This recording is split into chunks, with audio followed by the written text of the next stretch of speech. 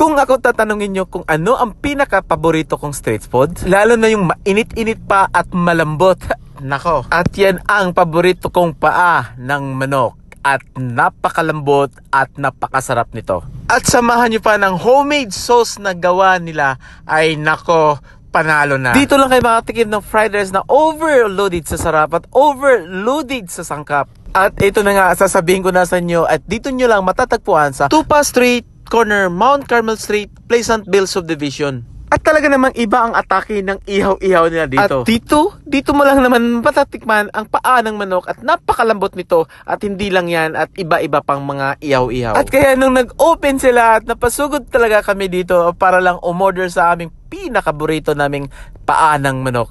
Talaga namang sumikat at trending talaga itong ihaw-ihawan nila nito. At kaya nga naman laking tuwa ko at dito ko lang matitikman ang pinakamalambot at pinakamasarap na paa ng manok.